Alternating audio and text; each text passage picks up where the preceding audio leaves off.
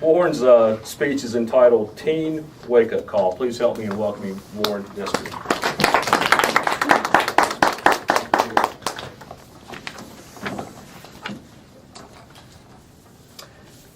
Mr. Toastmaster, fellow Toastmasters, and our esteemed guest, glad to be able to talk with you today.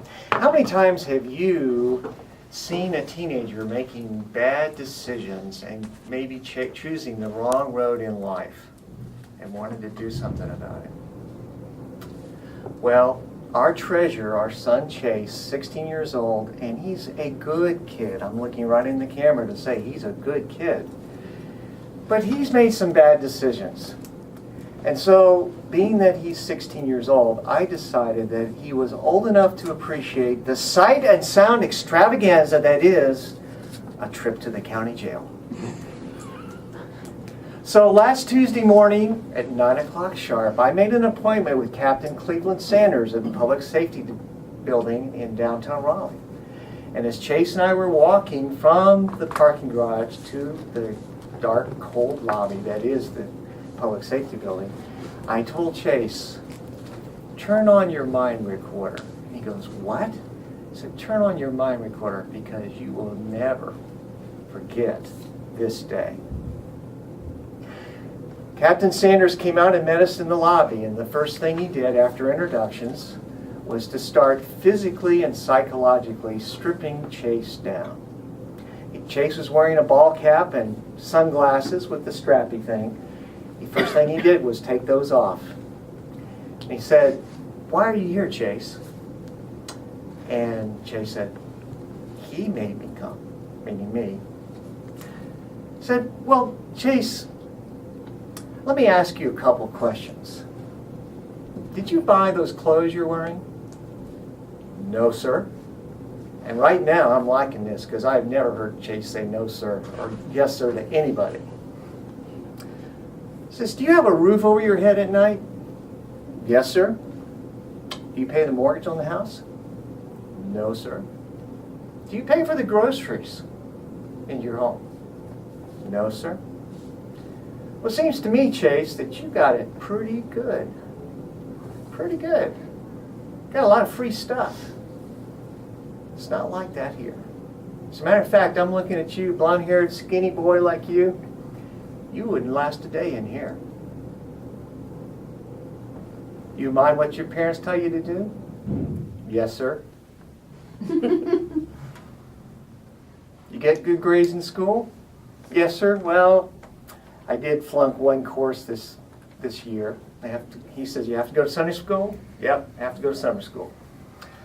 So I'll tell you what, Chase, let's take a little walk. Now, before we go, you have a choice of 3 tours. There's the good tour, there's the medium tour, and then there is the bad tour. You don't want to go to the bad tour. Now, we'll let Dad come along with us on the good tour. But if you come back and have to do the bad tour, you do that alone. So Captain Sanders led us up into the jail. First thing, going down the hall, we came to an area with pods. These are common areas in the jail where the inmates come out and have some free time. Only a half hour today. Sanders asked Chase, see any inmates out there, Chase? You look around. No, don't see anybody. He says, that's because they only get 30 minutes a day out in this common area. The rest of the time, they're in their cells. There's no cell phones. There's no girlfriends. There's no video games, no TV, no computer, no snacks. As a matter of fact, for a bag of potato chips or a cookie, they will cut you open if you have something that they want. We went up another floor, and we came to the laundry room. And in the laundry room, there were 5 inmates with a guard. And we came and stood in the door. Now, how can I best describe this scene? How many times have you seen nature documentaries where the truck comes up and the moderator, the commentator is saying, now we see the beautiful gazelles and wildebeests taking their drink from the pond in the plain. And you look out at these animals and they're all drinking. All of a sudden they see the Jeep and they stop and they look. Well, that's what happened when we stood in the doorway to this laundry room. Everything stopped, and it was eerily silent. And these guys, who looked pretty tough, looked straight at Chase. They weren't looking at me. And as I saw them looking at Chase, I looked over at Chase, and he looked like this.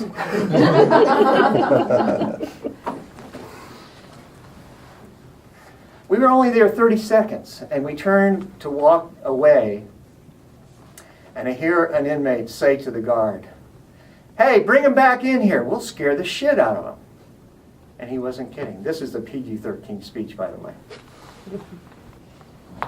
So we're walking down the hallway, and then in front of us, out of nowhere, the good tour. Remember, this is the good tour.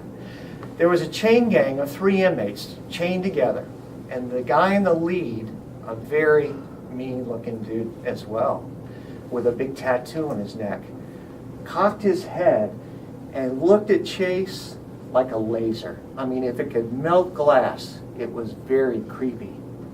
And just to make sure that Chase didn't miss it, I said, "Did you see that, Chase?" "Yeah, I saw it." We went to Sanders' office, and Sanders told Chase to sit down. And then he looked at Chase and says, "Stand up." Chase went up immediately. He says, "Now sit down." And Chase sat down. He says, "See, you're not even an inmate here, and you're doing what I tell you to do.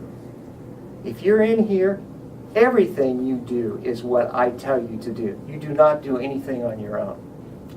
Then he pulled out a bag on the desk full of shanks and shivs. And if you don't know what shanks or shivs are, they are pointed objects, weapons that are confiscated in the jail, like a toothbrush handle may be ground down to a sharp point where they used to jab you and stab you.